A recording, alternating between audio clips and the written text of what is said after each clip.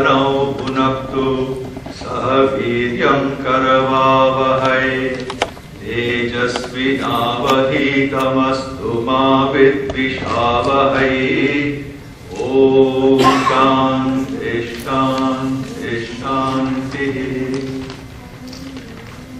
Topic is understanding Hinduism. There are so many different ways, as you have heard now and you will hear about ways of presenting Hinduism. What I thought I'd do today is to just talk a little bit about what is special about Hinduism. What are the things about Hinduism that we should cherish and preserve, and then we can develop from them. So, the first one, let's start with the core message.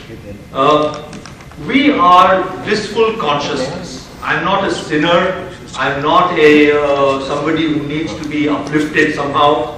I am intrinsically blissful consciousness. This is a core message of Hinduism, and if you then take, as was explained earlier, Om as a symbol of consciousness, how do we recognize our blissful nature? I owe this to Swami Chinmayananda, as you will recognize. Hinduism is very clear. You need a clear and calm mind to understand your own blissful nature. Now, this is not a doctrine. This is a fact. If our minds are clear, if our minds are calm, we will automatically know our own nature, which is blissful. We do not need to believe certain things, follow certain procedures, rituals, doctrines, etc. etc. So that really is one important point for us. Hinduism is about transforming our minds, not remembering a doctrine, not adhering to a doctrine, transforming our own minds. So that's an important feature of Hinduism. Now, Artha and Kama are also goals of Hinduism. As you all know, the four Purusharthas, moksha comes with Dharma, Artha and Kama. So, Artha and Kama, making money, having fun, that's part of Hinduism. It is not as if Hinduism is only about moksha or apavarga. Bhoga and apavarga are both parts of our system. So, another interesting thing about Hinduism, enjoy the world and rise above it. We do not renounce the world, we enjoy it, we do not possess it. We try, as Nishavasi Upanishad, tena tyaptena bhunjita. You let go of the world, but rise above it, and that is what our goal is. Now, the role of Dharma, Kama, making money, having fun are fine, provided we do it with adherence to Dharma.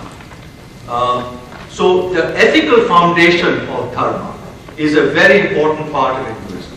Hinduism is not a sort of do what you like, go where you like kind of religion. It is a very strong basis of ethics, a strong sense of self-determination, self-discipline. That's an important part of Hinduism. So then comes, what I'm building here is also the spiritual path. If the goal is, I'm trying to do this now, no, not working. If the goal is moksha, we start our journey at Artha and Kama. The first stage of the spiritual practice is to discipline it with Dharma. The next stage is Karma Yoga, which is selfless service. This is an essential part of our own practice, a spiritual practice of Hinduism. Selfless service is an integral part of it. So, is an integral part in the sense that we can only purify our minds if we engage in selfless service. This is a genius part of Hinduism, which is that if you have gone through the essential basics of the ethical foundation and selfless service, spiritual evolution comes in many different ways. We all have different strengths, different weaknesses, and depending on what strengths are, we can choose either the path of knowledge, if we are intellectual and strong focus on learning. Raja Yoga, if we are physically fit and can practice the Ashtanga Yoga of Patanjali, of asana, pranayama, pratyahara, dharana, dhyana, samadhi, etc. That's Raja Yoga or Bhakti Yoga. If our minds are effectively emotional and we try to connect with God in some heartfelt way, that's Bhakti Yoga. So whatever the path is that we prefer, Jnana Yoga, Raja Yoga, Bhakti Yoga, and there are many other paths after that as well. I've just picked the 3 big ones. Any one of them is good for us. So another interesting thing about Hinduism is that we can choose a spiritual path that suits us. We are not in a one-size-fits-all, everyone must do this. We can choose what we prefer to do, go that way, and that becomes our own spiritual path. And finally, meditation. All of these paths, Jnana Yoga, Raja Yoga, Bhakti Yoga, all of them find their fruition in meditation. Even in Bhakti, when you do a puja of a murti, the very act of doing the puja of the murti is a one where you put your mind into the murti itself. That becomes an act of meditation. So meditation is not simply sitting there, with your eyes closed in the sort of Raja Yoga style. There are many kinds of meditation. So there's Vedantic meditation, Raja Yoga, Tantric meditation, Bhakti Yoga is also meditation. All of them ultimately transform the mind, create a clear and calm mind, and that becomes the way in which we realize our own nature. Now, one of the interesting things is that all of these paths point to moksha, and so we understand that spiritual paths are many. Ekam sat vipra bahudha vadanti. Truth is one, but we can be seen in many different ways. So other religions also have spiritual paths which we respect. To the extent that they take us to a clear and calm mind, it will automatically serve the same purpose as the spiritual paths which are defined in Hinduism. And finally, this is a long journey, starting from making money, having fun, ethical foundation, selfless service, devotion to God or spiritual disciplines, through meditation, through transforming the mind to moksha.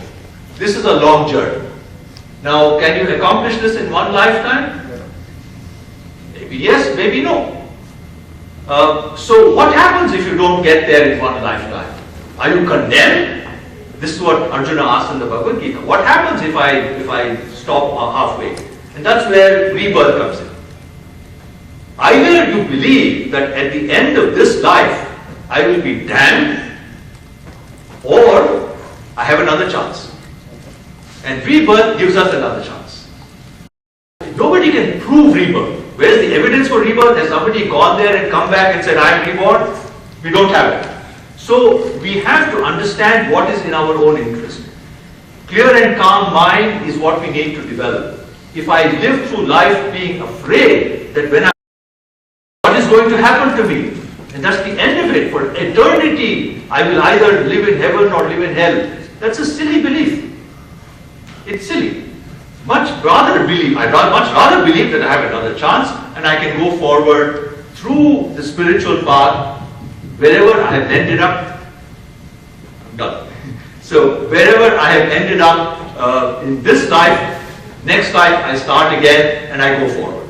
So this is another great plus in Hinduism. The laws of karma and rebirth give us confidence that what I do today is of value. It builds my own inner strength, and it gives me a basis for the future. That confidence I have because of karma and rebirth. So just to recapitulate what I believe is some of the special features of Hinduism.